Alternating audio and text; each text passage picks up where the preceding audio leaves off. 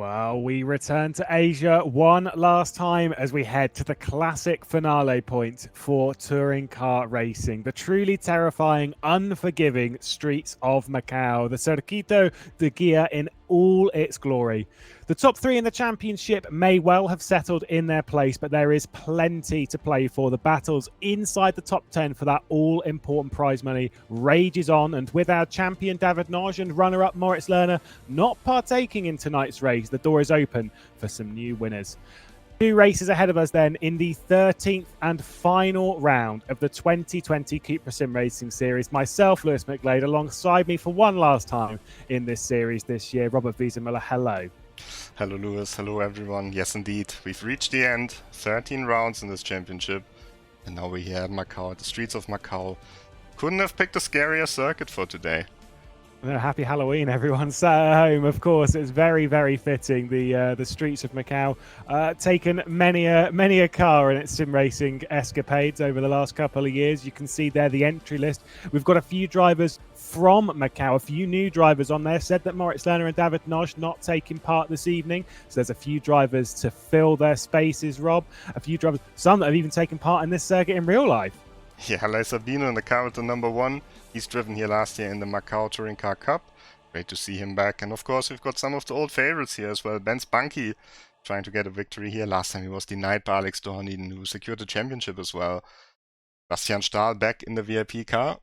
And a couple of debutants, so it should be an interesting race. But before we get into that, Lewis, I think you've got the highlights from the last race at Spa, which was also really exciting. Welcome to highlights from the penultimate round of the 2020 CUPRA SimRacing Series from the legendary Circuit de Spa-Francorchamps for an endurance race. It'll be David Noj on pole position ahead of Adam Pincez, and then Martin Barner and Gianmarco Verducci behind on the run in towards La Source for the very first time. The inside line would be the one that would prevail when David Noj would be knocked off of the lead of the race by Pincez on the run towards Eau Rouge. It would be Adam Pincez leading from Noj, from Gianmarco Verducci and Martin Barner behind. A lot of pressure being dealt out on the run to Les Combes for the first time. Further down the order, our guest driver for the day, Alexander Dorniden, the 2019 champion, was getting pinched there from Pfeiffer. Then there was some concertinaing and some contact behind from Kirill Antonov, which sent him packing down to the back of the field.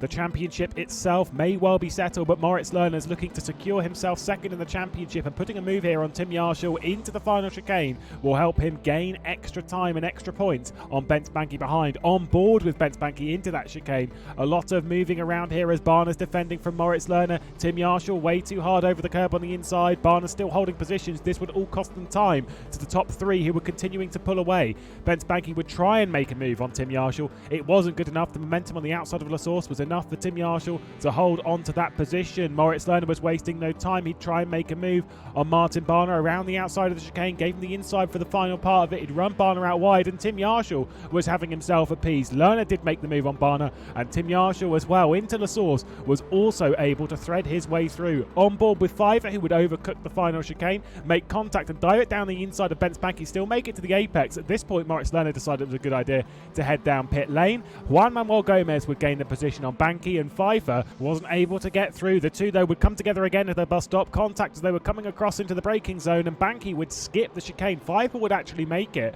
but with that skipping of the chicane, it would be a slow down penalty for Bent Banky that would cost him the position to Pfeiffer and drop him further down the order, as even into La Source he still hadn't served the entire penalty, so would have to slow down on the run to Eau Rouge. David Noj, a rare mistake from him, a collector's item if you will, overdoing La Source, opening the door for Gianmarco Verducci. No panic though for the Hungarian. He'd just drop into third place and into the slipstream of the Italian ahead. Contact between Martin Barner and Tim Yarshall would send those two nearly over the chicane, costing them even more time to Moritz Lerner, who'd already pitted.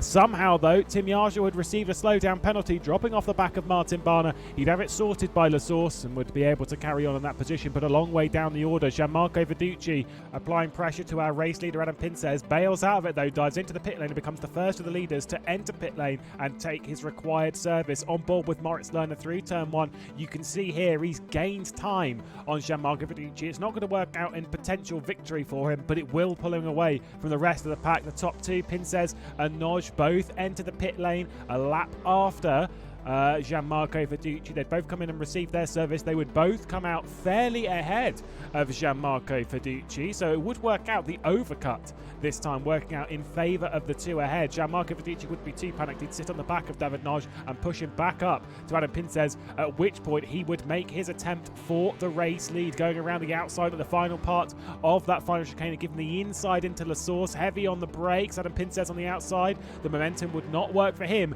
and David Nagy, our champion, would take the lead of the race. Heavy on the brakes for into the final chicane from Gianmarco Fiducci, and it would be second place heading the way of the Italian with a fairly abrupt move, and he'd be up searching for his first race victory in RaceRoom competition. Tim Yarshaw on the back of Martin Barner, the battle for 5th place. Barner desperate to hang on. Moritz Lerner was a fair way up the road at this point, and then this move from Tim Yarshaw, an excellent move into Campus, very aggressive, very late on that move in there, gets him 5th place and sets his sights on the German ahead.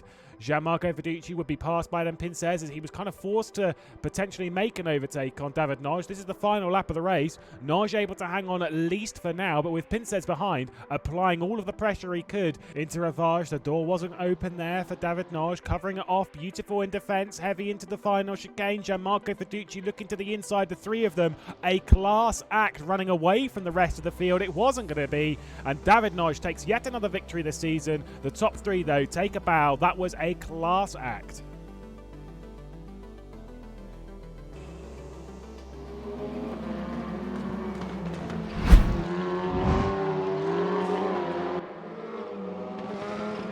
Thanks a lot, Lewis. Here we are, 30 seconds until the practice session is over and we start to qualifying. This time 2 open sessions, 2 times 15 minutes. Little bug in the last WTCR race that caught Esteban Guerreri, and our developers are taking time to fix it. That's why we run with a slightly different format here. But once again, 2 times 25-minute races and a very exciting championship fight ahead. Not for P1, but for P4 it is. Yeah, it's looking very, very tight back there. Look at that, the points between Haase, Pincez and Fiducci. Absolutely nothing between those three realistically when it comes to a point score. Because remember, those of you tuning in to the CUPRA SimRacing Series for the first time here in the finale, points are given for not only the races but also for qualifying as well. So plenty of points up for grabs for those drivers tonight. It's pretty tight there. It's pretty tight further down the order. Look at 8th, 9th, 10th. Antonov, Chihan, Barner, all very tight. The top 10 is secure. It will be that top 10. It's just in what order that top 10 is. Yeah, and Kirill Antonov tied on points here with Emre Chihan just because of his amount of third places. He's ranking ahead of him in the standings now. He was fastest on the leaderboard, beating Ben Spunky this time. And should be very interesting. There were also points for leaderboard which are already calculated in. So Ben Spunky's score, it looks like he can catch Moritz Lerner, but it's a bit misleading because Lerner will get his drop score in. Because he's not driving in the race, so Bunky's certain on the 3rd place, but still plenty of battles throughout the field. We will keep you up to date on that. Yeah, the 2 drop scores in the CUPRA SimRacing Series do make things a touch complicated at times when it comes to scoring from our end. We have to do math normally, it's hard work, but in this sense, very, very difficult. Here's Sebastian Stahl, the stepbrother. Oh, just misses there at T3 in Lisboa, and then runs straight into the barrier. Doesn't really hit it too hard though, so he's going to just carry on.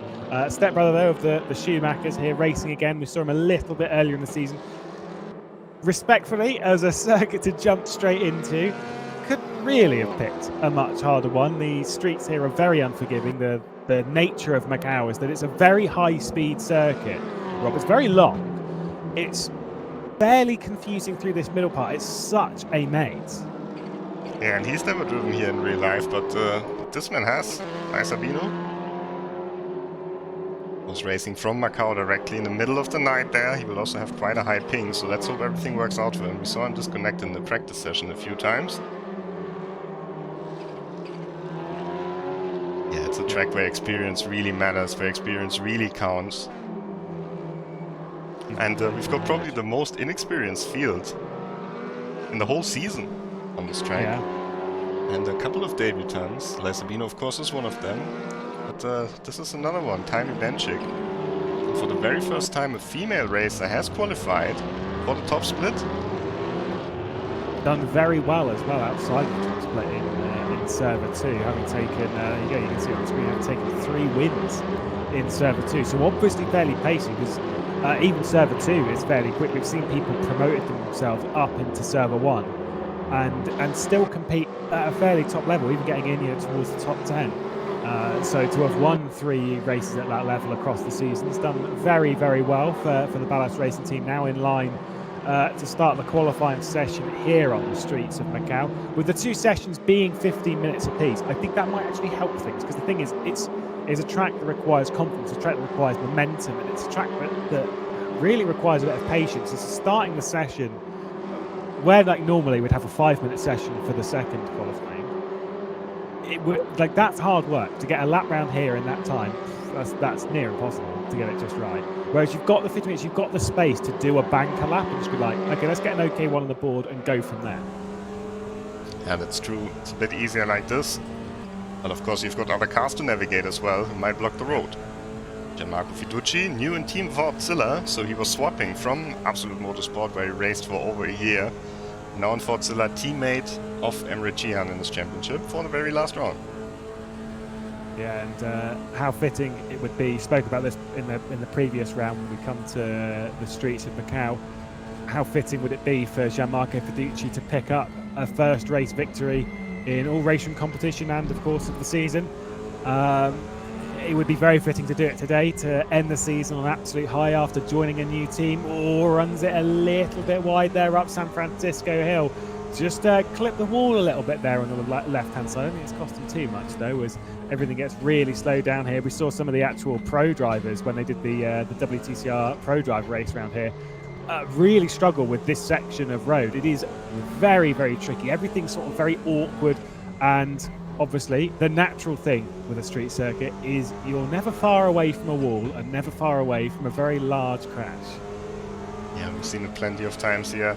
Last season, Christian Juhasz was on his way to a podium finish, and then on the last lap he collided with Moritz Löhner, which caused a huge accident.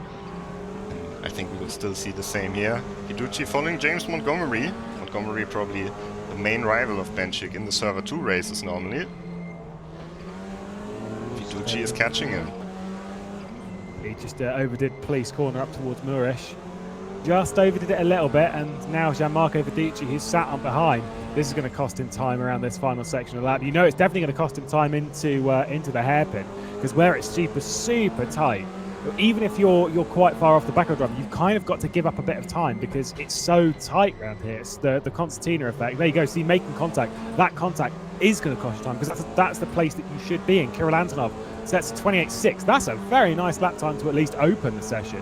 28.9 coming in from Banky, 29.1 from Pfeiffer, 28.6 from Florian Haase. That's a nice way to for him to start the session. Gianmarco Fiducci's lap seems to have fallen away there in that second sector, kind of predictably. First sector's good, second sector's not so good.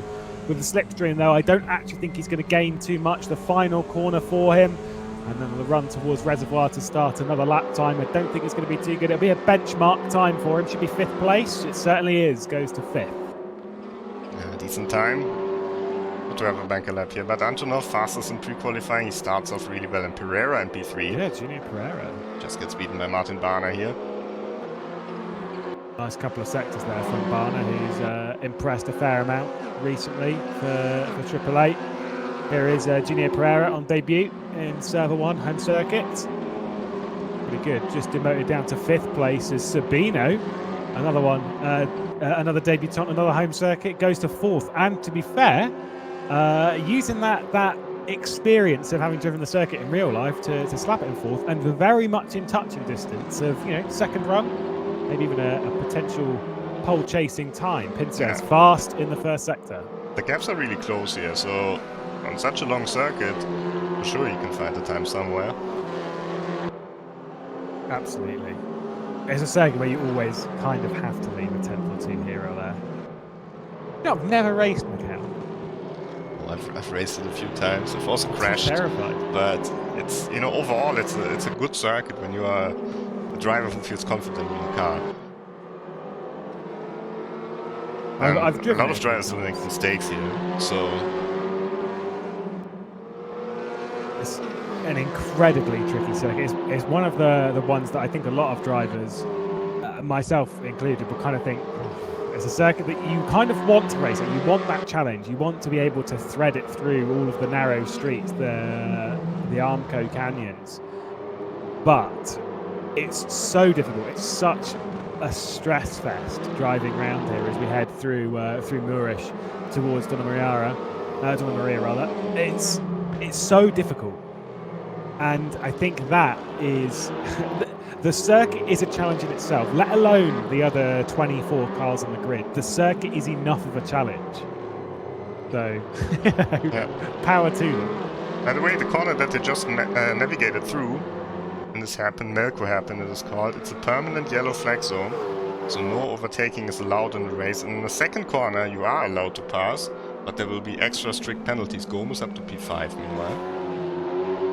Cihan up to pole. Emery Cihan, wow, there we go. Things are looking good for Gianmarco Fiduci's new teammate as he runs up to pole position. That's very big for him when it comes to his battling in the championship. We'll see Pinzez come across the line. We'll see Gianmarco Fiduci come across the line. What times are we going to see? Should be a decent improvement from Pinzez. Only to 11th place, though. Maybe a little bit more disappointing than we would have expected.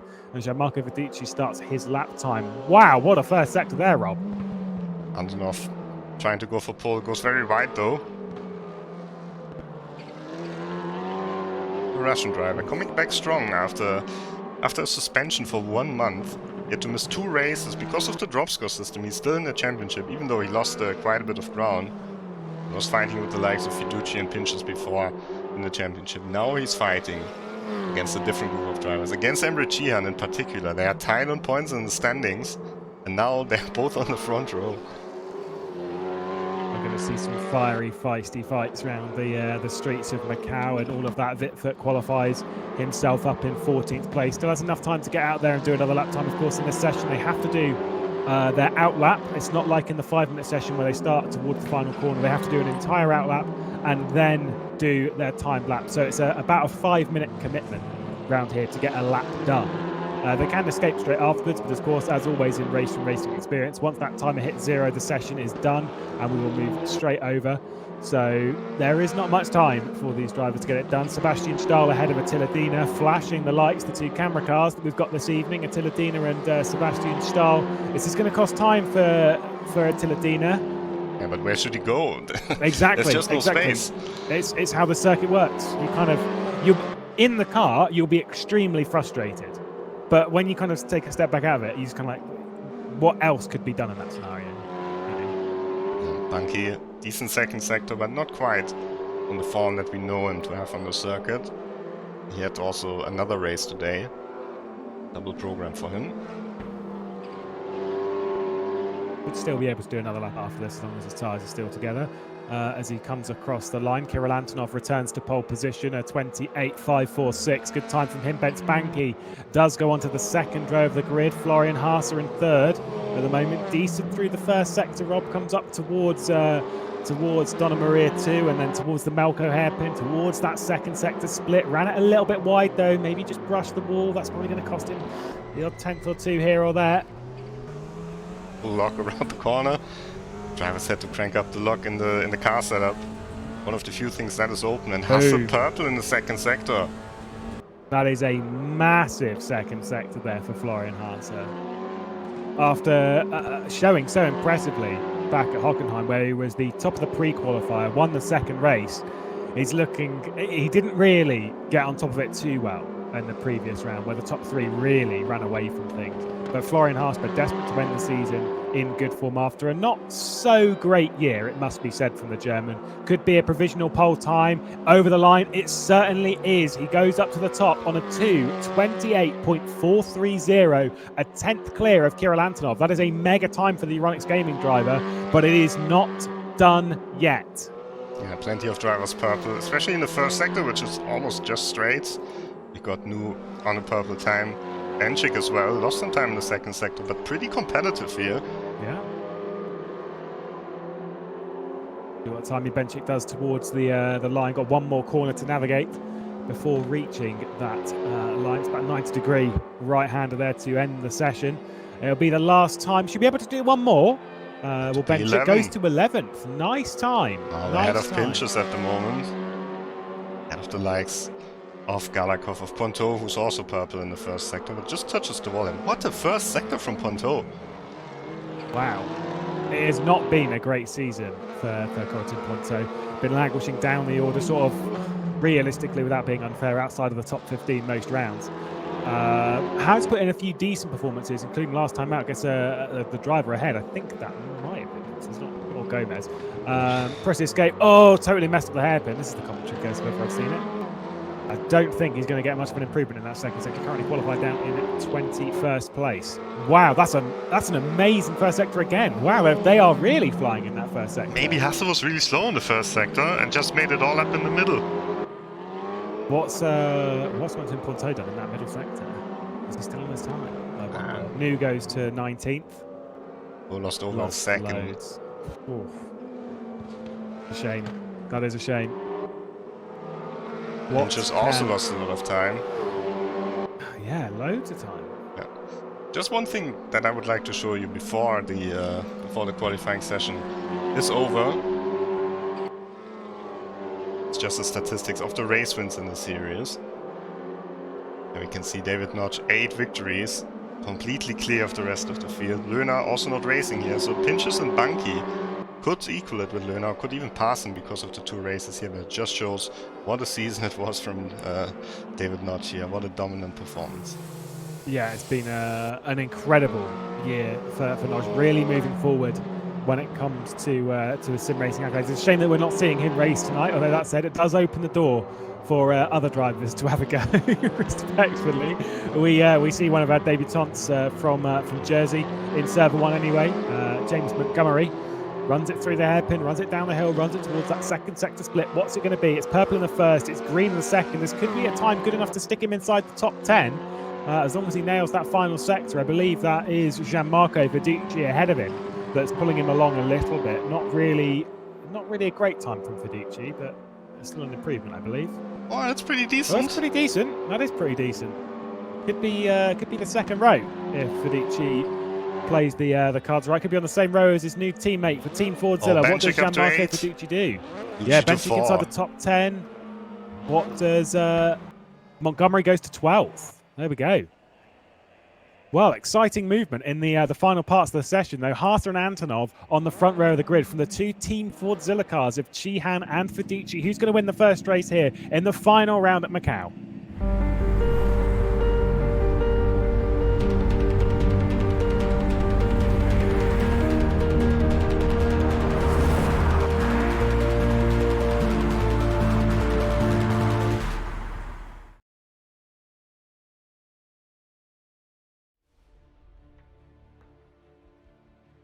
Wait. Race of it here at Macau. Who is going to take that victory on the legendary streets of Macau? It's going to be a hard run to that checkered flag, but after a thrilling qualifying session yet again, we're about ready to go. Another 25-minute race here to end the season. And who is going to be grabbing that victory? No Moritz Lerner, no David Noj, but still 25 thrilling minutes. What a circuit to end at. Florian Hasse, Kirill Antonov, Emery Chihan, Gianmarco Fiduci, our front three rows of the grid. And I think things are looking pretty good for Hasse. But with Antonov on the inside, it's not going to be an easy run. They are underway here on the streets of Macau on the run to that first corner. Decent launch from everyone going single file at least for now. The first couple of corners will hold as such. But on that run to Lisboa, I think we're going to see a bit of an overtake here, Rob. Yeah, this corner, super close, super tight. Let's hope they all make it through. All in the line at the front, that's looking quite good. Oh, everyone's stable so far. Pretty good start. Yeah, nice and clean for Mandarin though, but this is where everything slows down. The 90 right of Lisboa, as everyone's really, really heavy on the brakes. The doors are open. Kirill Antonov's trying to go around the outside. There's only the wall there, just about giving enough room from Florian Hasse. It's so close in the background. Wow, look at this carnage. Who's that dropping down the order? It's Mackenberg dropping down after getting spun, after being pushed around the virtual drivers by TX3. Just being dropped to the back of the pack towards the front end. Florian Hasse, Antonov, Chihan, Fiduci in this drive we're focusing on now. Bent Banky as Martin Barner's also in the mix. Juan Manuel Gomez, Sabino, Pinces, Benchik and Pereira all sort of fighting over this sort of big train here. Montgomery's also moved up a position up to 11th place. Everything tightens up again. Manic from T2 onwards. Everything's been absolutely manic, Rob. Yeah, I think Pereira lost out a little bit, down to P22. Oh, we can hear the crashing sound there in the background. Someone clipped the wall a little bit. And I think we also saw Antonov a little bit earlier looking for a move on the infield. Let's see what the Russian driver here, only 16 years old, let's see what he's got in store. I think Florian Hasse can't feel very safe there in his lead. No, if there's a driver behind you right now that you really don't want it to be, it'll probably be that man, Kirill Antonov, because we know the young man's extremely quick.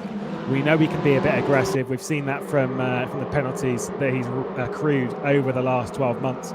That said, the talent, the potential is absolutely there for Kirill Antonov.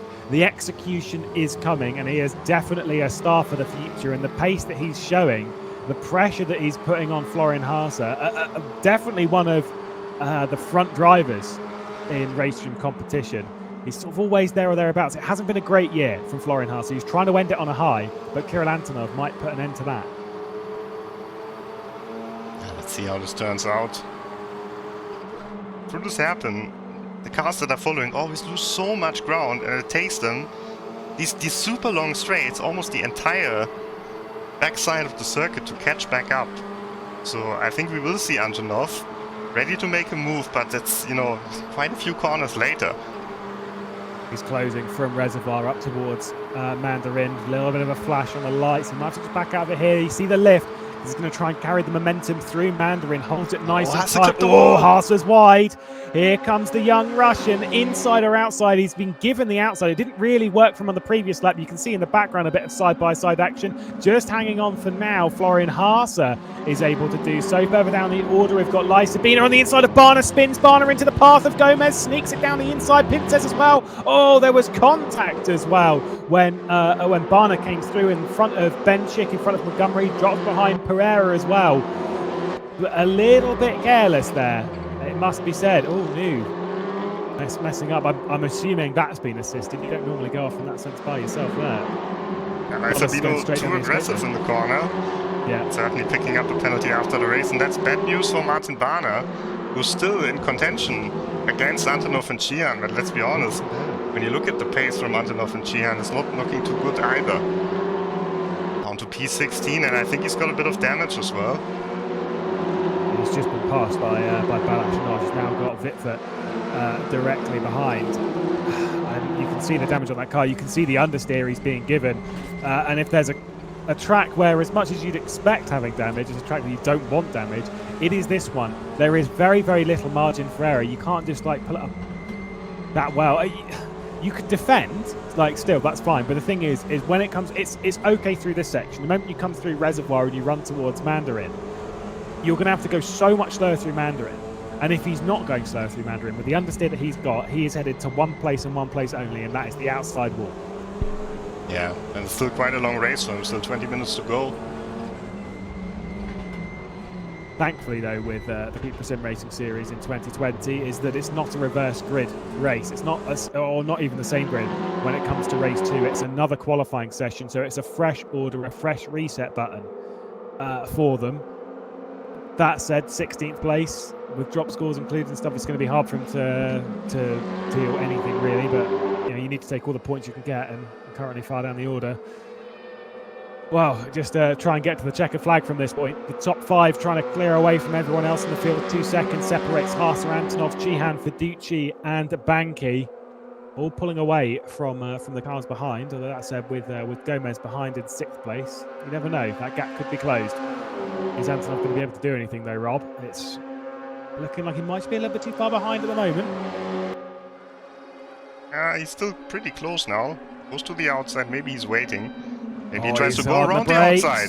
Oh my goodness me, is he going to be able to do it? They're going to squeeze into the barrier. There was definite contact there with the barrier, but around the outside, heavily committed on the brakes. That was an incredible move there from Kirill Antonov. Brushed the wall on the outside, just squeezed Hasse enough, and Hasse deposed to 2nd place. And now he's got Emre Cihan all over the back of him. No pressure to the back of Emre Cihan as Gianmarco Fiducci, who's currently in 4th place, his teammate at the moment. I don't think we're fighting too hard, looking for a podium after an incredible drive last round by Gianmarco Fiducci. Himself, David Naj and Adam Pincez all pulled away from the rest of the field in incredible fashion. The top three in a complete league of their own, and it seems like the top five are very much doing the same thing here today. Barner still trying to hang on. He's got the massive gaggle. This does not look like it's going to end very well at all. He's got Vitford directly behind, who's just trying to find any way round. Goes around the outside through the... Oh, my goodness me. I know that car's damaged, but that was sensational there through the central part of the lap. That was a brilliant move from Vitford, and now he's put Barner between himself, between Naj, who's dropped back behind all of this. So I'm assuming he's made a mistake on his own accord. You've got Naj now trying to apply pressure. You've got Tilladini, you've got Corentin Pointeau, you've got Bo Dixon as well. They're all super tight. That could be a massive move there for Vitford, because he's now going to be able to run away clear whilst this lot are all squabbling over the place behind. We say welcome to Steve, our helicopter pilot. Still alive. He's brave boy.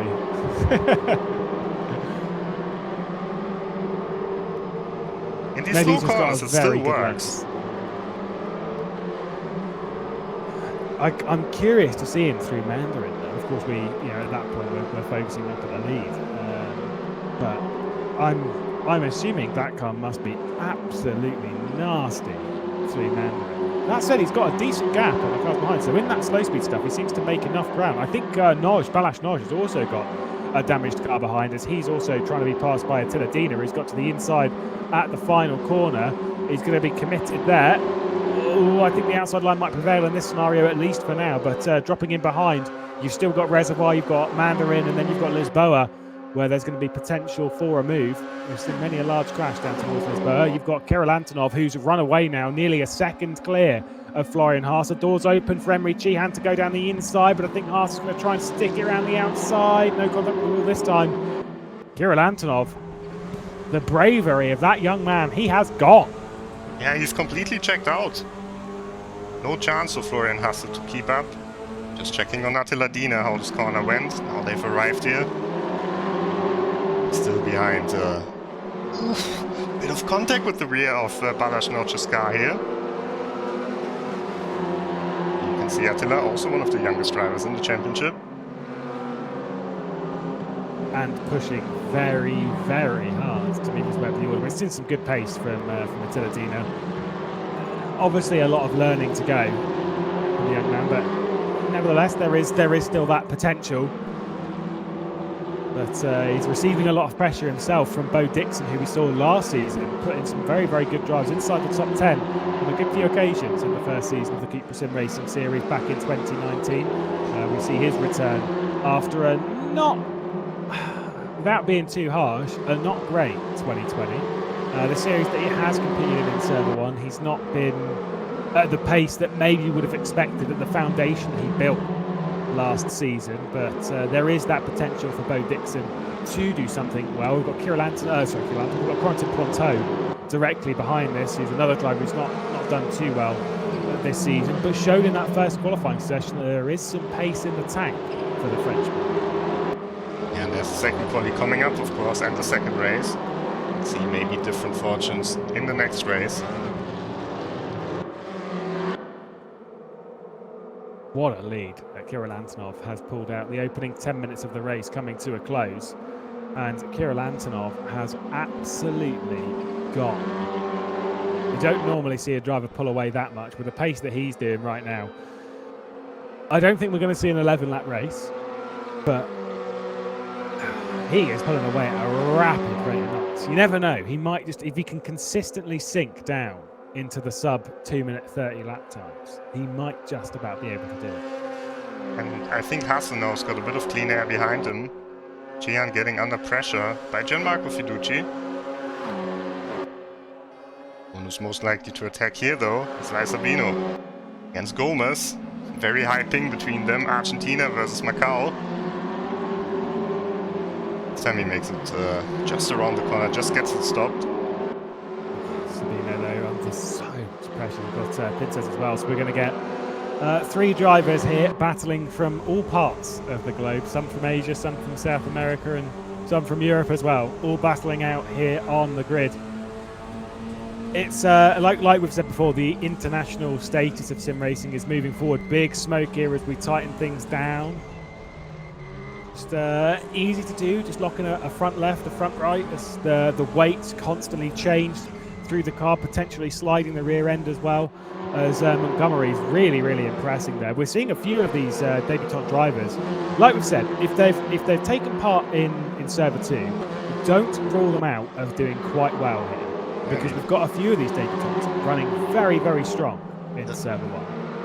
The strongest debutant this time is Sabino, but of course we know him from the esports WTCR. He's driven here on this track before. Big surprise for me, Timmy Benchik. But a bit of damage there. I think that's from the incident with Barna. And Barna got spun by Sabino. I think Benchik collected him, but still running in 9th position still. Very impressive. Doing very well. But you do get a feeling that she's going to be under quite a lot of pressure from Pereira, from Montgomery and from Lee. The rest of the train also coming through, Galikov, Pfeiffer, all very close as well. Still running inside the top 10, the final half of the race. And for Benchik, the debutants continue to impress. That is kind of one of the advantages, though, is with so many of the debutants impressing. The cars behind, you've got Pereira, Montgomery, Lee are all debutants this round in Server 1. You've got Galikov, who is not a debutant, however has not done too much in Server 1 this season. So not against the most experienced drivers at this level. So at least that might sort of, relinquish a little bit of that pressure. To the front, Jihan has caught Hustle. And this could be a pass. It's going to be the same way that Kirill Antonov got through. It's got to be smashing that brake pedal down. Not quite enough, although you've got to be careful if you're Florian Haase in that scenario, overdoing the corner. Got to the inside before they head up San Francisco Hill. Not enough there for Emre Cihan to get by, focusing a little bit further back as Sabino has got through on Gomez. Fiducci is trying to get past his teammate here. Oh, there's a touch of contact between the two. Fiducci's finding himself to be the faster Team Fordzilla driver as they're squeezing each other nearly into the wall at paternity. They may be fresh teammates. We've seen this before in the series, of course, when Pincez and Barna were first teammates back in Hockenheim. If I remember correctly. Was it Hockenheim or it might have been around before that? Where they were battling so incredibly hard. New teammates, because Barna had just joined AAA Esports. But the two of them, they weren't pulling any punches, trying to start out early with who's basically being the team lead. Yeah, aggressive stuff from Fiducci, especially in this infield. What happens so often also in real motorsports is that one driver is just a little bit too aggressive, tries something that's maybe impossible, and then there's the big traffic jam. We haven't seen the traffic jam yet. We've seen Galikov lose a position on the infield. That's a surprise as well. Oh. He's got damage. I think he's got suspension damage at the front. He's going very slowly. Doesn't seem ideal. It seems all right through the left hand, but we'll see what happens when it gets to the hairpin for Galikov. Teammate of the driver currently running away with race victory here with the first race at Macau. Turns it in. It seems to... No, there was a fair amount of understanding. It seems to get to it, right? Yeah, it's got a bit of damage for sure. Fiducci got another opportunity here against Cihan. Oh, how the turntables turn. Tables. As Florian Haase is now cleared off a second and a bit for Emre Cihan. That pressure that Gianmarco Fiducci put on through the inner part of that lap really assisted the German in pulling away. Banki's not really close enough to take advantage himself. We run to Mandarin, a little bit of a wobble there from the Italian. As you see on the bottom of your screen, he's moved from Absolute to Team Fordzilla. He's been in Absolute Motorsport for ages. I kind of feel if you're Absolute Motorsport, you'd be a little bit sad to see the Italian go. Young prospect, a future prospect for the team. But moving to Team Fordzilla. Oh, mistake! No! Just clipped the wall on the inside there, did Cihan. And now as we run up the hill, that was a bit of a large moment there from Cihan. It's opened the door as well for Banker to get through. Is that going to give him any damage, Rob? That was a pretty tough contact. Oh, that's not going to help. Oh, goodness me. They're not scared of the walls, are they, Rob? Well, they both might have damage there. Gian just turned in a bit too early, which put Bunky into the wall. Bunky just took the next wall in addition, and Gian down to 5th. Bad news for his challenge against Antonov. Yeah, especially with Antonov absolutely running away with it. Those two locked on points coming into this. Kirill Antonov definitely going to be pulling away after the display that he is putting on her. Further down the order, we've got Attila Dina as well, battling it out with Bo Dixon, switching positions here. This is the battle for 18th place. Oh, nicely done from Bo Dixon, holding it firm around the outside. Gunai as well, directly behind. Oh, diving it. Is that going to work? God, they're having a great display, a great tussle down the order, and kind of being a bit respectful here. You don't need to be that you know, close the door, it's fine. They are pushing hard though. Yeah, good battle here. Attila Dina once again a bit further back than he would like to be. He's now one of the more experienced drivers despite his age, at least when it comes to this championship. He's been on server 1 in every single race except the first one.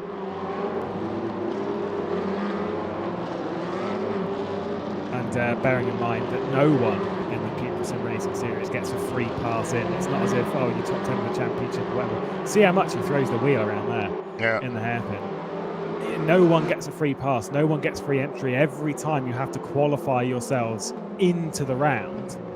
And so to have done that for every round, yes, not the first one. Oh no! Got stuck there. That's relatable. Easily done, just misjudged his turning point for Sebastian Stahl. Drops the position to Corentin Pointeau. Ah, easy to do. Embarrassing that you had to click on that at that point. Exactly that moment, I didn't know it. Oh no, the poor man. Oh, that's wide there from Sabino, as here comes Juan Manuel Gomez, inside outside at Lisboa. Which way he's going to go, he's committed to the outside. We saw it work for Kirill Antonov, not really anyone else, as Sabino, we've seen overcook the corner prior to that attempt. Does make the apex this time though. Fighting hard, the two drivers from opposite ends of the planet. A few debutants battling at the bottom end of the top 10. Pereira trying to get by Benchik and Montgomery, all a part of this. The Jersey man. I think Attila Dina, by the way, might have had a bit of an incident there down at Lisboa's, dropped behind Sinan Gunai as well. Further down the order, that's for 19th place. The Gunai's taken over. It's relief pressure for Bo Dixon. We focus our way back down the order. There's Barna with an awful lot of damage on his wagon. Balashnoj, the Hungarian, directly behind him as well.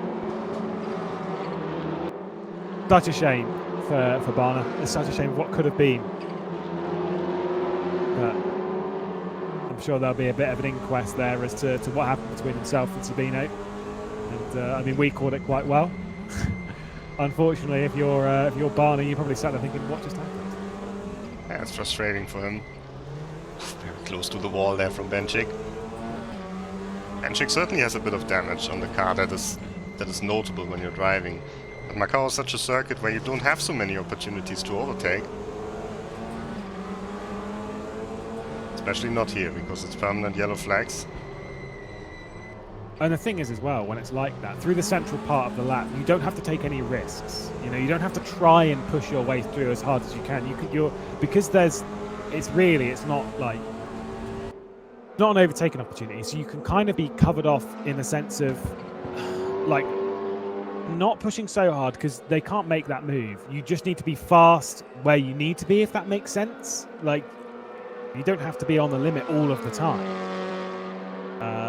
In that sense, it just sort of allows you to have a bit of a breather in the middle of that, which sounds crazy considering how tight and twisty it is. But with that, like, you don't have to be focused on your mirrors all the time through there. You just do what you're doing, just slowly hit apex to apex, make sure you're not missing anything. And it's this section of the lap where you need to be very aware as to what's going on. Yeah, but it looks like right now the gaps have grown a little bit. There's no one exactly in a place where he can make an overtake. Maybe Notch against Barna. Let's see now how the car from Barna behaves in this fast corner. A little bit of an early turn in from Notch, and that's exactly what happens. You run out towards that outside wall through Mandarin. Ran it a little bit too hot, turned in too early, and it caused the car just to understeer a little bit. Still heavy on the brakes. There's no way through there, and still hanging on. Nicely held from Barna there. Desperate to pick up as many points as he can. It's only position gained in the championship. That's exactly what he needs to do. Still going to get prize money from this though, because the top 10 get prize money. And as we said before, with the drop scores, we've got a lot of new drivers on the grid. That top 10 is effectively locked in. We know that top 10 is going to be that top 10. It's just in what order they will be.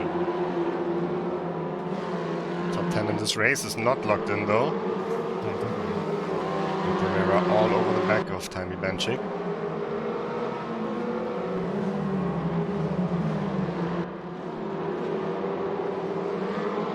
Where's the opportunity? Where is that time? Where is that Maybe space here to get through? Oh yeah, Benchik just ran it a little bit wide and picked up the Armco barrier on the exit into the yellow flag zone. No move happening here. Everyone takes a bit of a breather. Very wide, trying to find that late apex and just sort of carry the speed out of it as best you can. Our focus to the race leader. I think we are going to get an 11th lap. Yeah, I was just jumping to him to check that. We're going to be starting. Oh, it's very tight with the line. He could back it up. He could back it up. I don't think he will. I don't think he will either. Only if he has not enough fuel. Exactly, yeah. Let's see if everyone else has enough fuel. So that's a long lap. If you're Kirill Antonov right now, I mean, backing up is risky because it's just 3.5 seconds and he needs to back up like 3 seconds. So yeah. I don't think it's a good strategy. You make one small mistake and the victory is gone because you back up too much that there's another lap starting, and then Asa will have a massive run. Sabino has a massive run on Emre Cihan. How did he catch that up? Maybe damage for Cihan after the few hits to the wall.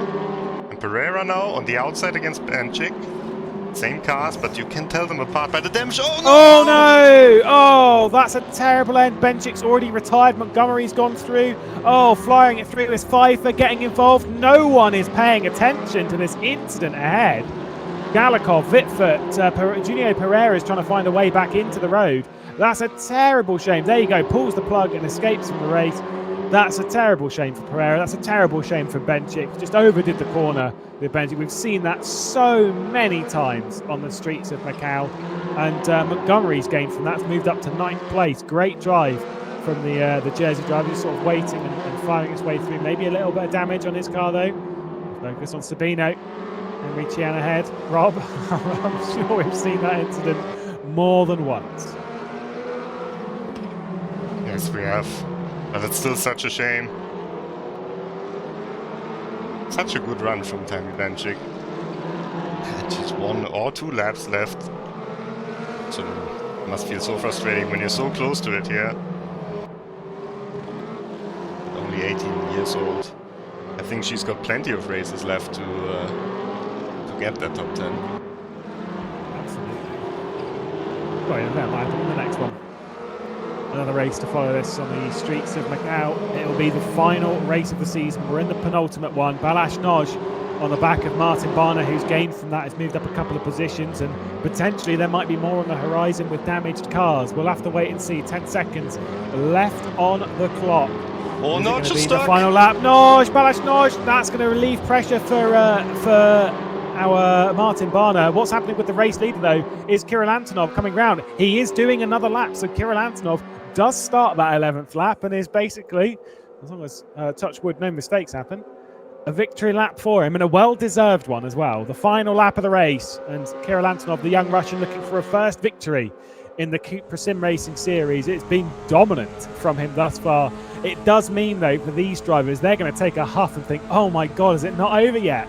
Here comes Emre Cihan under pressure from Sabino, who we ride on board with. By Sabino outside. We've seen commitment to the inside work not in the favour of the Macau-based driver. To the outside, really heavy on the brakes all the way around. There's the wall there though, and there's contact between the two of them. There's contact between Sabino and the wall. There's further rubbing. Is Gomez going to get involved in all of this? Oh, squeezed into the wall. That I do not like from Sabino. That was a bit too much for squeeze. Maybe didn't realise in the mirror how much momentum Gomez had coming through there, and Sabino shut the door and really did not aid Gomez in that scenario. Gian has to defend super hard now. Because Sabino's that kind of driver that could attempt to move on the infield. Certainly close enough now.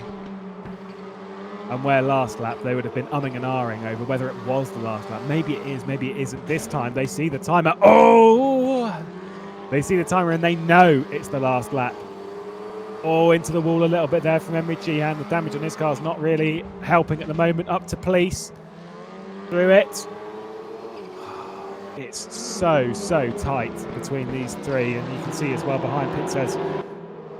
Not quite close enough to take advantage, but if anything happens, if there's an into the hairpin, maybe the correct distance. We'll have to wait and see. One final time through this section. The yellow flag is going to be out, obviously, as we head into the hairpin. The permanent ones as into the barrier. Lee, oh, that's going to cost him positions to Barner as well. Gets in front of Bo Dixon, though, on his return to the race circuit as well. Kunai as well, a part of it, who's just pushed him into the wall. That's not very smart, unfortunately. We're all switching positions, and that hasn't really worked out in that sense. Race lead, though, coming to the final corner to take a well-deserved, dominant first victory in the CUPRA SimRacing Series. Kirill Antonov leaves the final corner and takes victory on the streets of Macau. What a drive from Kirill Antonov. Behind him, Florian Haase and Gianmarco Fiducci round out a very popular podium. Emre Cihan's just going to hang on to the top 5 with Sabino, Gomez and Pincez behind. Montgomery's going to get himself 9th place and Pfeiffer inside the top 10. Very crazy race there, Rob, to start the evening. And you kind of get the feeling that we're going to see very much more of that in the next races. Is Tiladina going to get another position? I kind of get the feeling a little bit too far off the back of Balázs Nagy. It certainly seems so. It's going to be close towards the line, but it should be pretty easy for Nagy to hang on. Rob, more of that, please. And what a victory for Kirill Antonov. Congratulations. First victory of the season. He was so close in the first round, but it took him until the last round to take this victory, and he's gained a lot of points for the championship in the battle against Barner, in the battle against Emre Cihan. So the Russian P1, Haase 2nd, Fiducci 3rd, Pinches only 8th. Big stuff in that battle in the championship. The battles up and down the top 10, of course. For those of you just tuning in, we know that the championship has already been settled. But David Nagy is our champion. So we already sorted that one out. We know that Moritz Lerner is 2nd. We know that Ben Spanky is 3rd. However, everything from 4th to 10th in the championship, there are battles up and down, a lot of chopping and changing. So there's all of these positions absolutely matter for the likes of Haas, for the likes of Fiducci, for the likes of Emre Cihan, for Pincez, for Gomez. They all matter.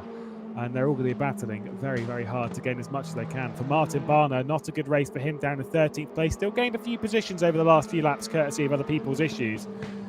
But nevertheless, there's still going to be another 25-minute race. There'll be another 15-minute qualifying session as well, Rob. After that race, I think some people are going to go into that qualifying session with more nerves, and there are some people that are going to go into it with more confidence. Which side is who going to be on, though? That's the question. We'll find out in just a few minutes. What a racetrack it is. It always delivers, even if there weren't so many position changes at the front. But if you just look at the move from Antonov against Haase, I think that's already enough. Then, you know, to make such a move when you're so on the limit on such a tight circuit, that's why we race at Macau every season. And if you can't get enough of CUPRA racing, then of course we've got another championship that has just begun, where you can take part, where you can also watch the races. So yeah, perhaps let's take a small look at that before we're back with the second qualifying.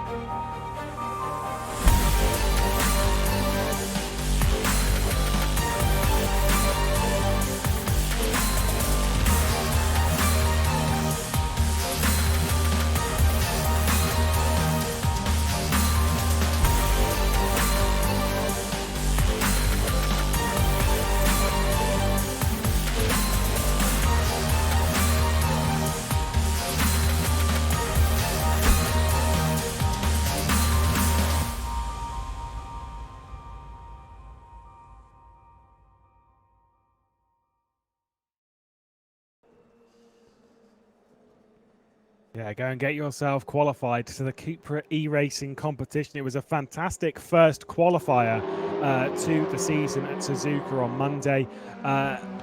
Obviously, we've got a week on Monday is the next qualifier for it, but the competition is currently open, so go and get yourself qualified for it. It is a four more days, the circuit of Shanghai.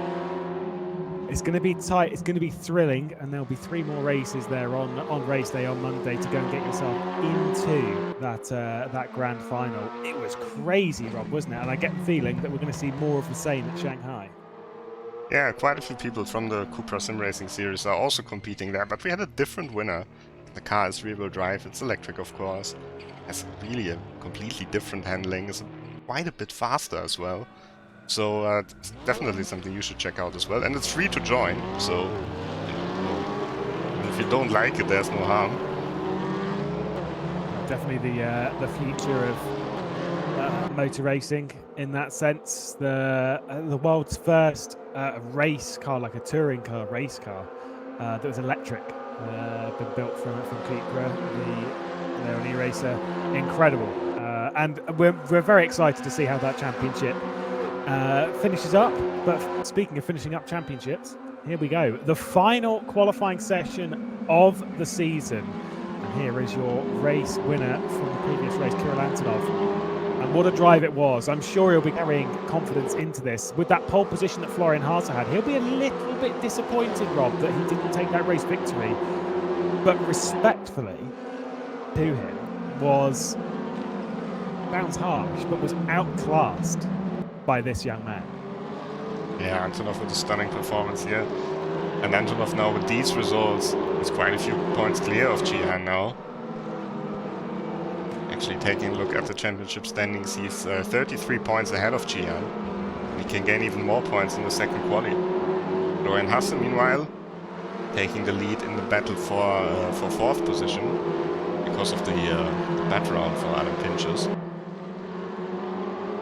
And Fiducci has caught up. Fiducci has caught up to Pinches. It's only 8 points in between. Remaining very, very tight, as they always do.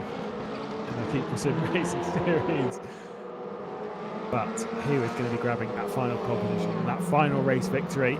I think that has to be the focus, because a lot of these drivers, they don't really know where the points stand. They know what it is going into the round, but like where things actually stand after the first race, not many people are actually calculating, and they're just focusing on getting the best results they can. They're focusing on this race and grabbing the best result they can. Last race last season saw Jack Keithley take his first victory of the season, the final race. Obviously a fair while ago, but I get the feeling we've seen one new race winner already in the form of Kirill Antonov. I get the feeling that we definitely could see a second. Yeah, it's possible as well, but I think we could also see a second win of Antonov. Very much given so the pace that he has. Let's drive the lap with him here. See what he gets up to on the streets of Macau and see where he's finding the very, very limit of the circuit, all the way over to the right-hand side through Reservoir.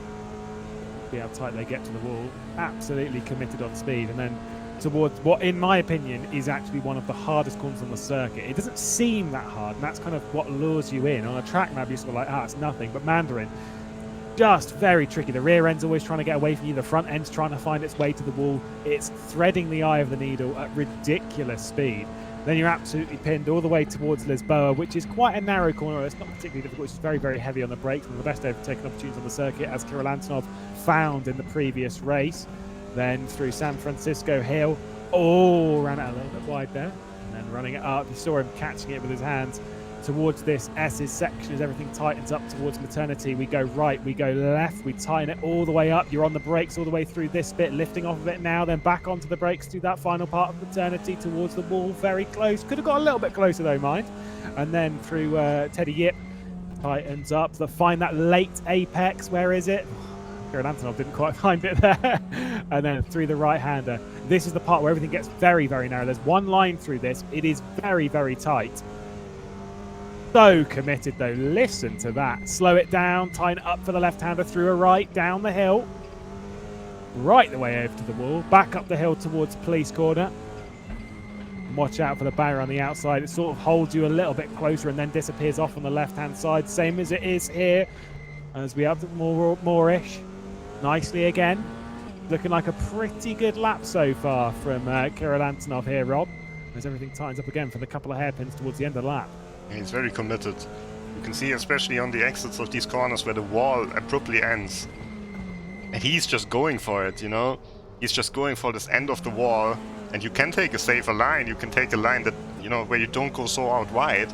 But he's taking full risk here. Yeah, and you saw him through the Macau hairpin. You can tell he's been playing his Euro Truck Simulator recently, because that was beautifully turned in.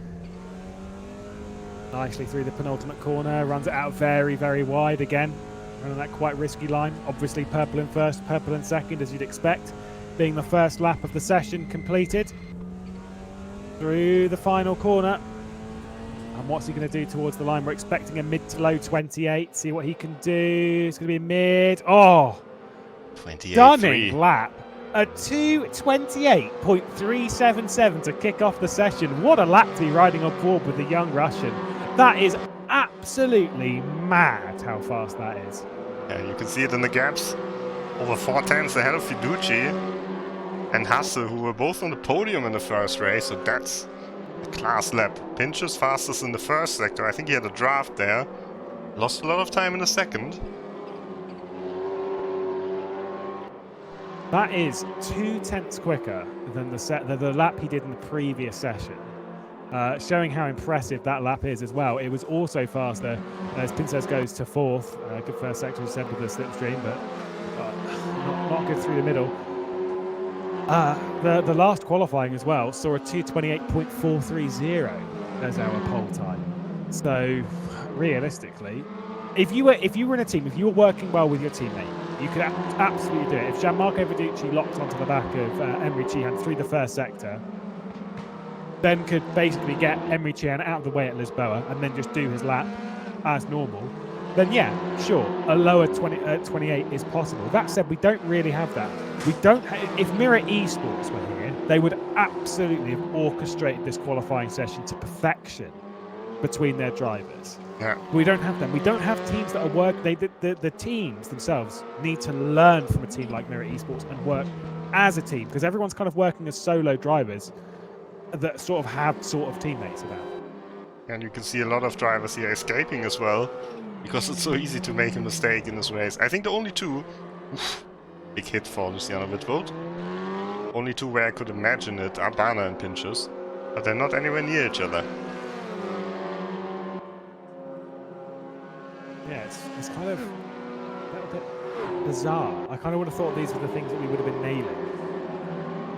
But nevertheless, we've got a few team changes throughout the season, so I think that kind of doesn't really help. You don't really get comfortable within the team you're part of, and there is no team's championship, so it's just you as the driver, so it kind of makes sense. But we see Bo Dixon there running a little bit too wide through San Francisco Hill and up it. What's also the case in this championship is that the top drivers are all split over various different teams.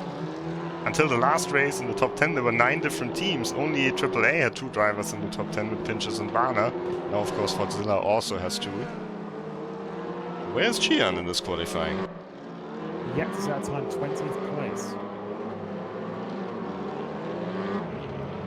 Not looking great. Decent first sector though, Mike. He's got a touch of slipstream ahead, but I think it might just be a little bit too far down the road. That's Sven Mackenberg, who did not get off to a good start in race 1, was spun out at T3 at Lisboa as the whole pack sort of came together. We're going to see that. This is looking like a pretty good lap from Emery Chihan towards the line. Should get him into second place. So now, considering the vast cavern of that gap, I'm assuming it'll probably be like a 2:28.6 as long as he nails the final corner. Towards the line he goes. Where's Emery Chihan headed on the leaderboard? Is he going to be second place? Certainly is. 2:28.682, 3 tenths of a pole immediately though. I think he's going to be put under pressure. It's not great. There's a large gap. Not great for Ben's banking either, Rob. What's going on? Not a great line in the last corner as well. P8 only. What is going on here, Rob? the second session looking much, much slower than the first. Still plenty of time left on the clock, I'll remind you. Sabino, who a bit infamous in that first race. Yeah, it could be a great opportunity for a surprise driver to shine here in this qualifying session. I guess Ifa in 7th, I don't know if he's really a surprise anymore. He's been pretty strong in a few rounds. I guess Dixon in 9th and Notch in 10th. Dixon will be happy with that, yeah. That's a bit of a surprise. This will be the time, though, for a driver like Quentin Ponto to really get up there. The likes of Martin Barner, the likes of Gomez, right down the order, we're expecting to see them move up in the final parts of this session, because that's not really where you would suspect they should start. That was tight. That was. I think it gets even more tight there. Mackenberg and Pinches, it must have been, running into each other. Not happy with that was Pinches as well, dropping into the path of Mackenberg and slowing him down. Oh, and Montgomery into the wall. Further. Not great down here, so we're getting a bit feisty, even in this qualifying session, even in the early phases. Florian Haase, pole position last time, has to improve on the time he did to grab that pole position if he wants to do it back-to-back. A 2:28.430 was what he did in the previous session. Currently sat on a 2:28.896, so a good half a second off where he feels he could be. Gianmarco Fiducci, though, that's a quality lap time from the Italian. That would be his last one of the session. Sabino into 3rd as well. There we go. We're seeing the improvements. Did say that Emery Chihan's lap time probably wasn't as good. That's gonna hang him on to that front row, and he's already been demoted off of it. He's already been put on the back of the 2nd row, and I don't think he's going to be hanging on to that one either. Let's see if Hasse can slot in there as well. I don't think Antonov and Fiducci are happy to see Sabino so high up the order, because he's the true wild card. Yeah. Especially for Fiducci, looking for that first victory. It was Junior Pereira that moved up into 6th place. Now the order's getting a little bit more muddled up now. Florian Haase is coming up towards that final corner. Good first sector, good second sector. Could be good enough to stick himself into 3rd place if this goes right. What's he going to do towards the line? Should be a mid 2:28. It's only good enough for 4th, the 6:49. Still going to go for another one. Still got enough fuel in the tank for another one. Benchik not having a good run in this session as she did in the first one. A good qualifying from her. Qualified in 13th position in the last race. Only 15th at the moment, 2nd off. So a few tenths slower than in the previous session. Gomez really out of position. So let's take a look at the points again for Gomez. Because Antonov is gonna get the 20 points for the victory. For the pole position here, most likely. I don't think anyone can beat this time now. We'll check if... big contact there. Check if Fiducci is on the lap in just a moment. No, he's not. And Gomez is not gonna get any points. Not unless improves on the qualifying at the moment. Only 24th place. Yeah, Fiducci's in the pits, Sabino's in the pits, Hasse is still out, Barner is actually purple. Got a draft from Pinches there. 62 points is the gap between Juan Manuel Gomez and Kirill Antonov, so Antonov could even get another position in the standings. Yeah, just had to dart it there through on... Is that Kirill Antonov or was that... No, it was... I think it was Stahl. Stahl, yeah. It's very red on my screen. It certainly is Sebastian Stahl, who he dived through. I don't know if it caused him too much time loss. Fairly aware driving from the German. From our guest driver of the day, the stepbrother of the Schumachers. See what Barner can do. Been impressive over the final few rounds. Must be said, has been for the final half of the season, I'll say, has done some good things in the championship as the Hungarian. Recently joining AAA Esports. Definitely one for the future. Juan Manuel Gomez only goes to 7th, but that's still a good improvement inside the top 10.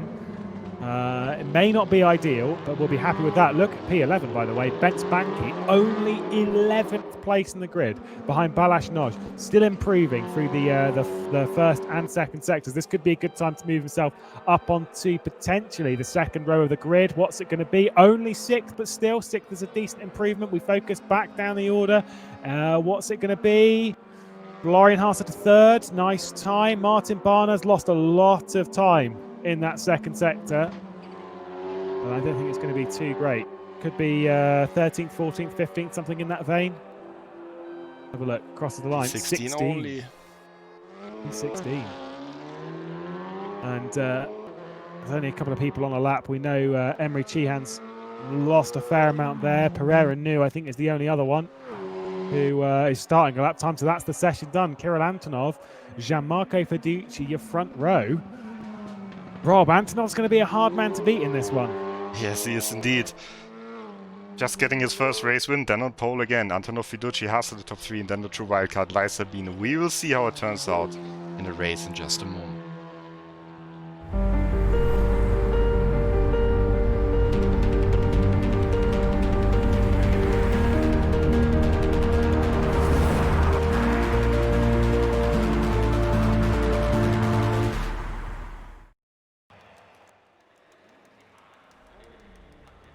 The final race then of the 2020 CUPRA SimRacing Series here from the streets of Macau. Who is going to take the final victory? Who's going to carry that momentum into 2021? It has been an incredible season, and it all comes down to this. Our first race of the evening went the way of Kirill Antonov after qualifying in second. He's joined on the front row by Gianmarco Fiducci. On the second row is Florian Haase, who had pole last time out. And then, as you said, Rob, the wild card, Sabino, doing an amazing qualifying session up in 4th place on debut in Server 1. We are underway for the final time in 2020, and once again it's a good launch from our pole sitter. It's a bit of pressure there being passed out of the way of Sabino as Emre Cihan's also trying to get there side by side through Reservoir. We run up towards Mandarin as everything's going to tighten up. A lot of slipstreaming, a lot of pressure on Kirill Antonov's shoulders to try and hold it on, but we know that if he gets to that S section, if he gets round this first sector, he should be looking good to try and pull away from everyone else. His pace has been incredible here. Speaking of incredible, what a start from Emre Cihan, 5th to 3rd. That's incredible from the Team Fordzilla driver. Now behind his teammate, getting through on Haase there. That's nice work. Oh, speaking of stuff that's not so nice, I think that was Vitford being spun in the middle of the pack, and everyone's being passed around there. I'm not sure if it was Vitford actually, but it was Dixon. Must have been Bo Dixon, yeah. Kind of what we'd almost, not so nicely, we kind of expect to see in Lisboa. We hit the S section for the first time, and Kirill Antonov has already started to build his buffer. Gianmarco Fiducci with his teammate behind. Rob, what a start from Emre Cihan. Yeah, but he needs to make it work now, and I think he needs Antonov to make a mistake if he wants to get back into this P8 in the championship. He knows it. He is pushing hard. He knows he didn't make the most of that first race. It didn't go so well for him come the end. But, you know, the new race, new day. Oh, wide there from Fiducci, now defending from his teammate. A second already. Kirill Antonov has pulled out. It's looking good for back-to-back victories here on the streets of Macau. Even in these early phases, if he's pulling away this much now, what's he going to have done by the checkered flag? It wasn't really well judged there through the S section from Gianmarco Fiducci. Had to defend a little bit from his teammate. There's a touch of contact as well as they concertina the accordion effect into the hairpin. The first lap about to come to completion. Kirill Antonov leading by a second from Fiducci, Cihan, Haase, Sabino, Banki, Pfeiffer, Gomez, Pinces and Pereira. And Rob, this man continues to impress. Yeah, we just heard a little bit of crashing noise there in the background. Can't quite tell who it was though. Kirill Antonov, what an opening lap from him. And he's got a 1.5 second lead after the first lap. Bravo. Bravo. I mean, this is such an incredible way. After the issues that he's faced this season, when it comes to some of the issues that he's had driving, he's held his hands up on occasion to be like, yep, fair enough, accepted. Let's learn from this and move on. And I feel like this is a drive of maturity from what we're seeing here today. Oh, Sabino is at the wall. Big crash there from Lai Sabino. Big crash through Mandarin. That's going to be dropped way down the order. There is so much damage on that Cupra. Is he just going to pull off? No, he's leaving the door wide open though for the other ones to fall through. There goes Noj. Vitfut, the next one through, going to pull it off and going to call it a day here after a great qualifying session. Lai Sabino, big in the wall. We've seen that time and time again here. I didn't see it so much in the first race night. Yeah, that's not a gap that was open. There's a Tiladina going round. Oh, that wasn't very good. Galikov there going for a gap which absolutely didn't exist. You can see the frustration on the Tiladina's face. Did not enjoy that at all. Yeah, I don't think there was any space for Galikov. No. Somehow he survived this. Up in P14. How much damage is going to be on a Tiladina? That could have been a great drive for the Tiladina as well to end the season. And unfortunately not going to end that way. Now dropping way down the order. Oh, there's big contact in the background. That's Farkas and Benchik as well. Running into the wall. We're finding the walls here on the streets of Macau. Here comes a Tiladina trying to get through as well. Oh, he's going to be committed to the outside there. Oh, new. Oh, pushed into the wall again. He is not going to be a happy boy. Nice, now through Mackenberg is through as well. And Tiladina just on the receiving end in this race. Definitely being pushed around a fair amount. Got Bo Dixon directly behind Sebastian Stahl and Corentin Pointeau. Stahl's got problem in the hairpin. I think that's where he's losing almost all of his time. Because he can keep with the other cars on the Grand Prix loop, but in this hairpin he just keeps getting stuck. Maybe he's just not found the right view as Tiladina and Bo Dixon go side by side to the penultimate corner, and it should go the way of a Tiladina, but you never know with the momentum round there. You've got 190 right to end the lap. And Sebastian Stahl, I mean, maybe he's just not quite got the steering lock dialed in. Like a lot of the other sim drivers kind of know the little bits they need to change to adjust track to track. Oh, okay, fine. It may be a fixed setup series as we've got here in the CUPRA SimRacing Series, but there are still some things that can change, like your steering lock, and just make things a little bit easier. Make sure you've got 900 degrees of rotation, and off you go. And maybe Sebastian Stahl's just not quite got that dialed in. Either way, they threw the centre pile. That's very, very impressive. Balazs in the back of Pereira with Vitfut behind. And Montgomery as well, looking for potentially 2 top 10s to start Server 1 career for James Montgomery, who's currently in 12th place. It's not far away from a top 10 finish. He's not far away from the back of Luciano Wittwold's car either. Backing out of it here. And Montgomery, he's one of these impressive drivers, kind of like Max Pfeiffer is as well, who's got the race draft to compete in Server 1, but it's just this pre-qualifying format that sometimes catches him out, where he's not quite fast enough over one lap, but come race day, he's someone you always have to have on your cards. Yeah, there are plenty of drivers we know like that always come to life on race day. I think Tiladina's been moved out of the way again, now down in 23rd place with Sebastian Stahl in damage tow. on the front. Damage, yeah. A shame for the young German, not going to finish the season the way that he would have desired. But sometimes that's just how it goes. These streets do bite very, very hard. We're on board with Gianmarco Verducci, and you can see there the gap that Kirill Antonov has built. In your rear view mirror though, or the wing mirror on the right hand side rather, you can see Emre Cihan, Florian Haase and Bence Banki behind. These are all trying to pull away. Pfeiffer's still very much a part of it. It is quite a train behind because they're all still fairly close. As Verducci leads Cihan, Haase, Banki, Pfeiffer, Gomez, Pinces, Pereira, and really Balazs is all kind of part of this train. And I think with the I've got to say again, the pace that Kirill Antonov's got, we're going to get another 11 lap race here. Absolutely. Yeah. He is firing in the lap times.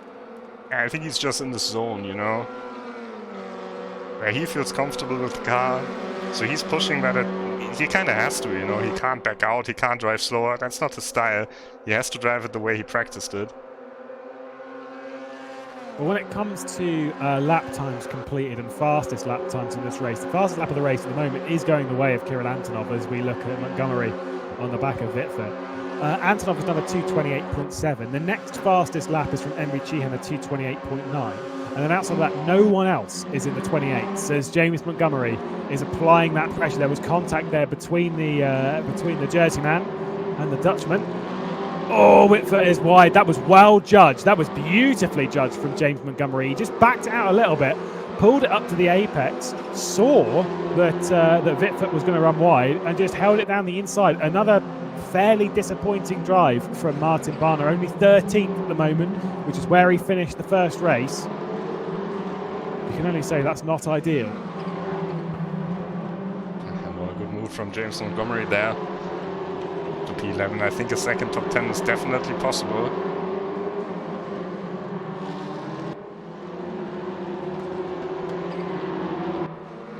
Antonov has lost some time. Maybe he is just dialing it in a little bit, just rolling it back. There's no damage on the car. Maybe he's just been misfooted by rolling through a corner slightly too quick, and rather than trying to still keep your foot in, has just backed out of it a little bit, just dropped a touch of time.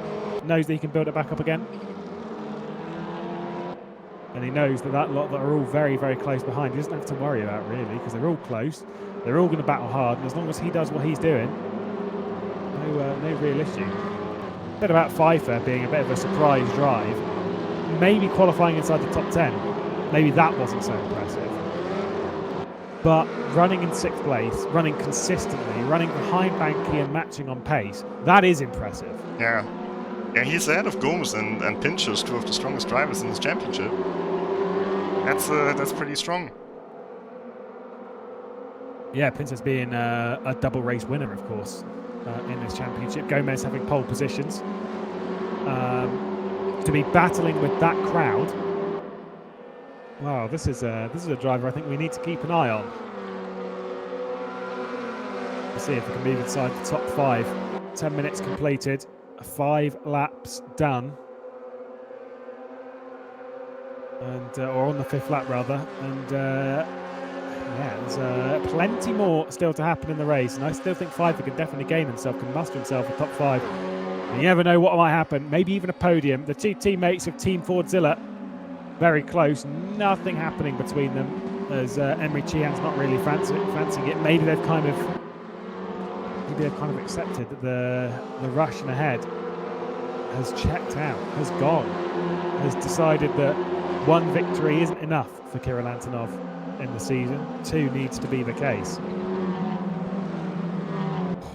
Massively laying the brakes there from Florian Haase. I think also Emre Cihan didn't quite get that one right. Look how much time he's dropped to his teammate ahead. Nearly a second in that bit, Rob. It's the problem with this circuit is that if you mess up one corner, it's not normally one corner that you're going to lose time on. You're going to lose time on 3 or 4 on a section of corners. The worst bit is, in such a section like here, if you hit one of the inside walls a little bit, because that really sets you up completely, like Hasse just did. It sets him up in exactly the wrong way for the next corner, because it pushes him further out.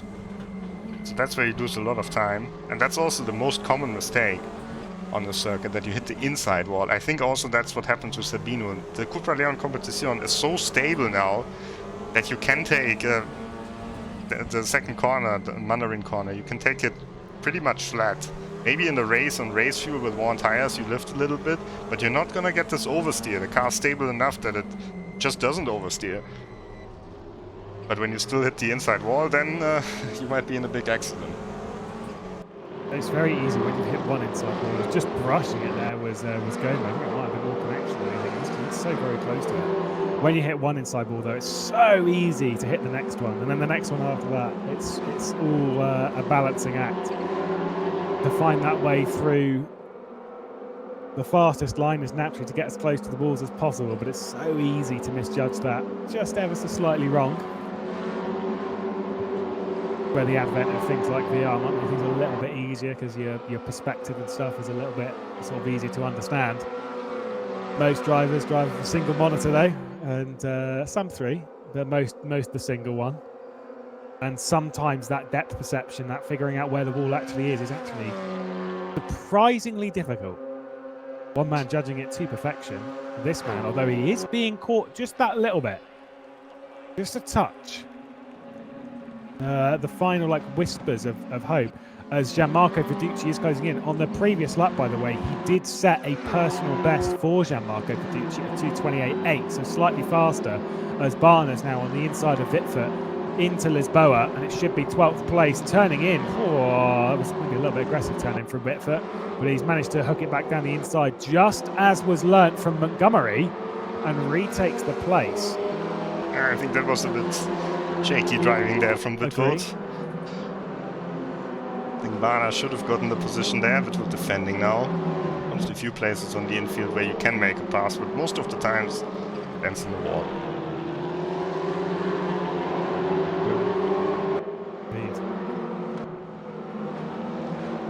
Goes down the order. Galakov defending from Benchik, from Farkas as well, and behind that Lee, New as well. Mackenberg, a couple of seconds off the back of New.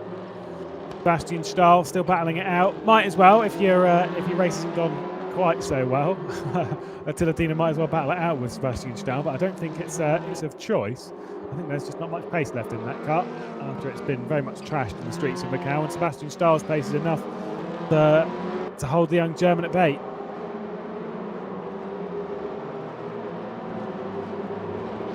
Fiducci's looking for another podium to end the season on a high.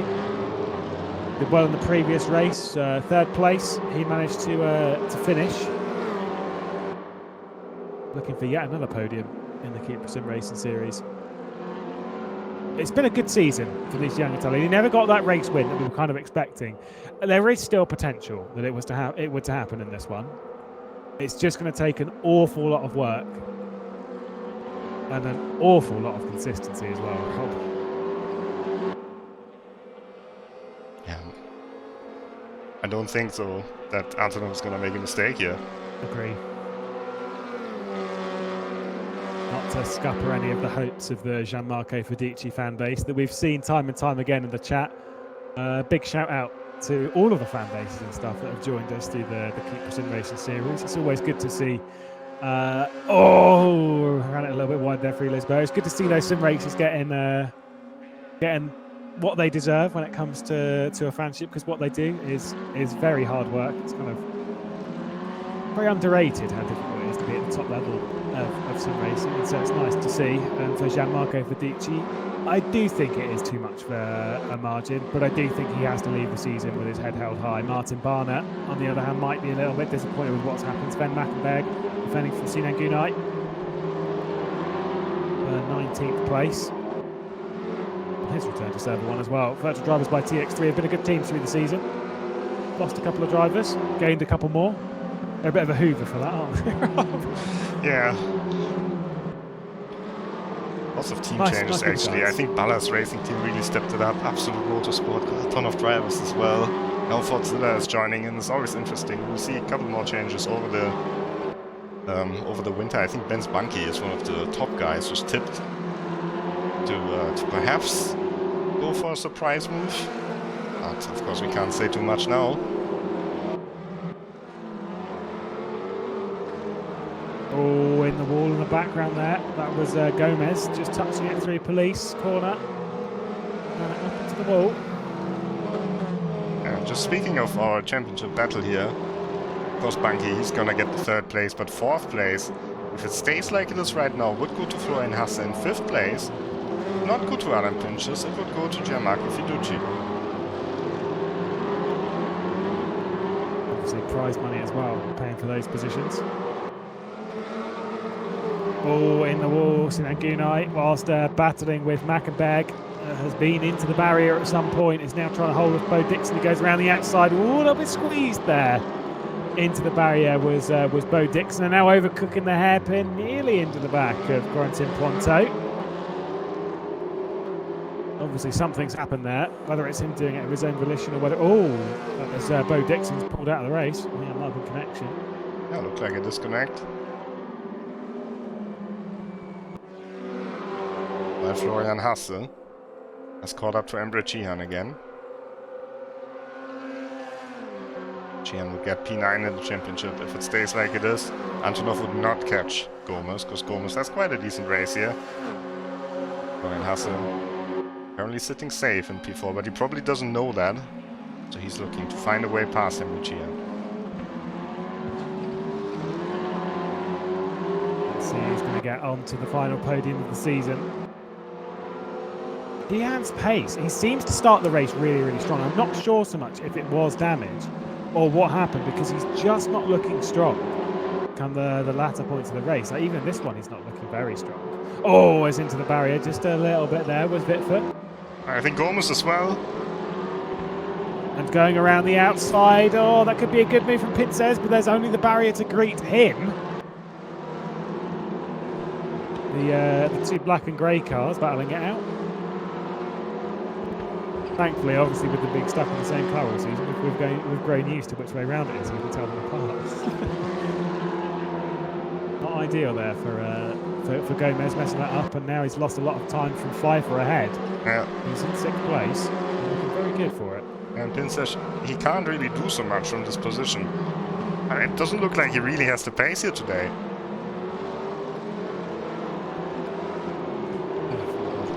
It's a shame for him. As Gomez in 7th place. Well, he's going to have a hard run to the checkered flag, keeping Pinces at bay regardless of pace differential. 5 minutes left on the clock. There'll be 3 laps to go on the completion of this one to end the CUPRA SimRacing Series of 2020. It has been a long 13-round season, and for those of you that have joined us all the way through it, thank you very much. It's been a quality run, but of course a reminder that it is not effectively done yet. We've still got the CUPRA e-racing competition, which has begun, which you can go and get yourself qualified for. Go and get yourself on the grid. Try and get yourself into the grand final as well. Plenty more to come up over 2020 with that, and of course looking to the future of 2021 and what might be when it comes to competition across sim racing. We're looking at some future stars here, Rob, as they try and make their name at this early point, build on that success and carry momentum into the new year. And there's Montgomery for his top 10. He's already passed Ballas Notch. Speaking of potential future stars, inside the top 10 for the 2nd consecutive race. On debut as well for James Montgomery. Don't see too many drivers from Jersey. I don't think there are too many people in Jersey, to be honest. There are not. I went there in 2009. There's not many people. Ben Haxon was from Jersey. Raced him back in the old days of touring car racing. Martin Barner again trying to make that move. He's going to go all the way around the outside. The only thing there is a barrier, good sir, and he was very lucky not to get dumped into it. Bronson Ponto. Oh, bit of rear brake lock in there, it seemed. Yep, that was predictable. I think he knew that he'd overdone that one, Rob. Oh, and Benchik has just passed Galakov on the infield. Up towards maternity. Good move then, must have been. Pretty tight up there. Maybe trying to go for the move that Galakov was trying to do a little bit earlier in the race on Attila Dina to no good effect. I mean, this time it works out for Benchik. First female driver in Server 1. Could have done very well and was running inside the top 10 in the first race. Race 2's not been quite as impressive as the early parts of the first race, but nevertheless still showing some good pace. Very good performance here. Meanwhile, we lost another debutant, Ben Farkas. Oh, I think he wasn't the debutant. I think he was at Monza or Red Bull Ring already. Had already done one round. Definitely done one round this season, at least from memory. We do a lot of these though, Rob. It's very hard to remember sometimes. Anyway, he's out of the race.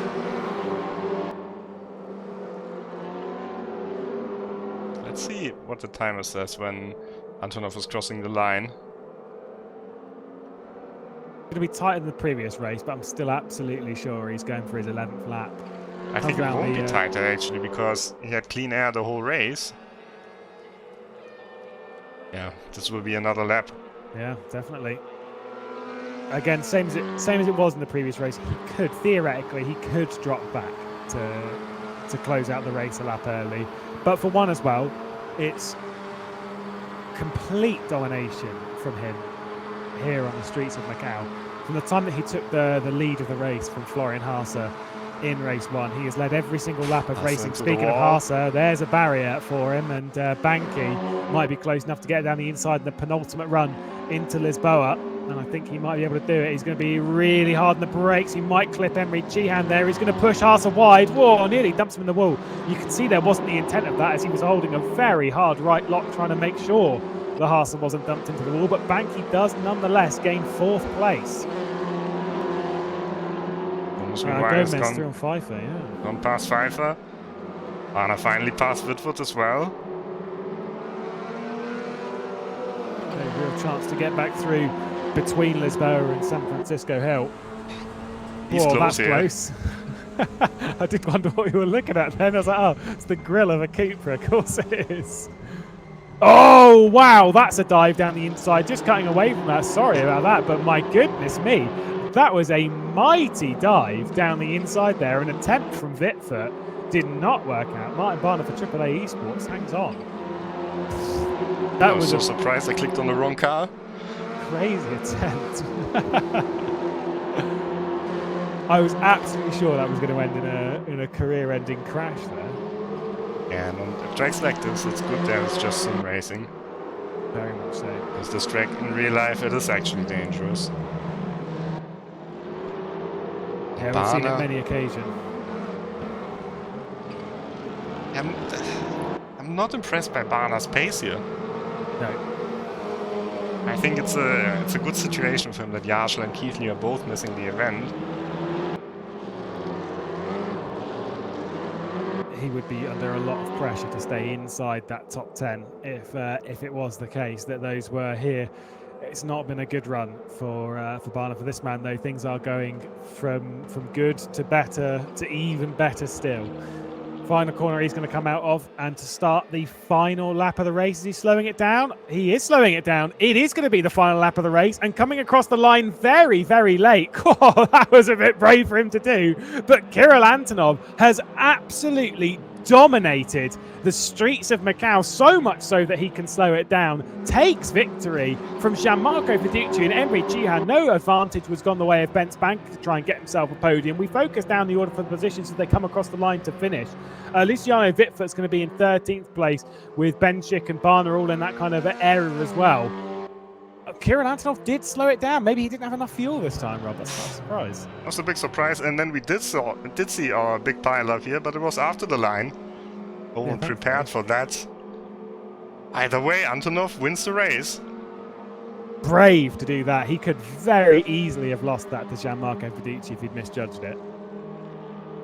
What a drive, though, from Fiducci. Like I said, from taking the lead from Haase in race 1, he led every lap after that point. Won 2 races consecutively, had a pole position, started in the front row in both races, 2 fastest laps as well. Macau belongs to Antonov. Mad stuff, great drive, and definitely a star to keep an eye on in the future. Same with the likes of Gianmarco Fiducci as well. Keep an eye on him with Team Fordzilla now backing him.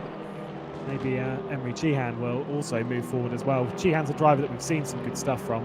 Maybe we'll see some better stuff from in the new year. Rob, what a season. What a drive from Kirill Antonov.